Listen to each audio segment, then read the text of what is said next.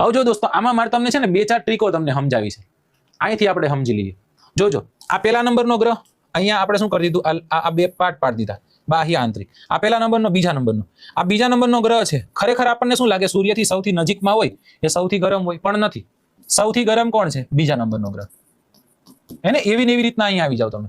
સૂર્યમંડળમાં સૌથી દૂર રહેલો ગ્રહ કયો છે? આ નેપચ્યુન છે. આ નથી દેખાતો પણ આ નેપચ્યુન છે, માની લેજો નેપચ્યુન. પણ નેપચ્યુન પછી બીજા નંબર પર કોણ છે? યુરેનસ છે.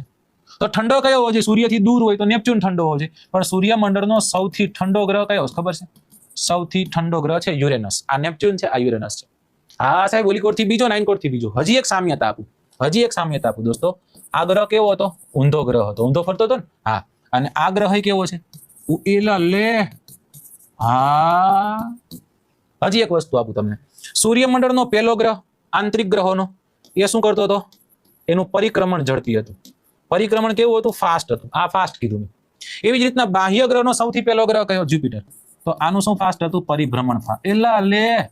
હા સાહેબ, આજ તો નકરી ટ્રીકો જ થઈ ગઈ છે. તો આ ટ્રીકોથી આપણે યાદ રાખી શકીએ, બરાબર ને? આની સાથે સાથે હજી એક વસ્તુ, નરી આંખે દેખાતા ગ્રહોની સંખ્યા કેટલી? 5. અહીંયાથી વિલિયમ હર્સલે શોધ કરી, આ બધા દેખાય. 1 2 3 4 5 અને છઠ્ઠો, હે ને? આ 6 જોઈ તો નરી આંખે દેખાય, પણ પૃથ્વી કોઈ દી નરી આંખે દેખાય નહીં પૃથ્વી પરથી. એટલે આ 5 ને યાદ રાખવા માટે આપણે અઠવાડિયાના વાર યાદ રાખવાના. સોમ નામનો કોઈ ગ્રહ નથી. મંગળ કેમ ગયો? મંગળ, બુધ, ગુરુ, શુક્ર, શનિ, આ બધા નરી આંખે દેખાતા. રવિ નામનો કોઈ ગ્રહ છે નહીં. ક્રમમાં યાદ રાખવા માટે બસ પીએમ ગુસ્સે થશે. બસ બુધ શુક્ર, પીએમ પૃથ્વી મંગળ, ગુસ્સે થશે ગુરુ અને શનિ. કોના પર? યુએન ઉપર, યુરેનસ અને નેપચ્યુન. આ થઈ ગયો ક્રમ. કદની દ્રષ્ટિએ ક્રમ કે અહીંથી લઈ લો 1 2 3 4 પાંચમા નંબરે પૃથ્વી. 8મા નંબર તો આ ભાઈબંધ છે જ તે, પણ હવે કૂદકા મારો. આમ કૂદકા મારવાનું શું? આમ કરીને.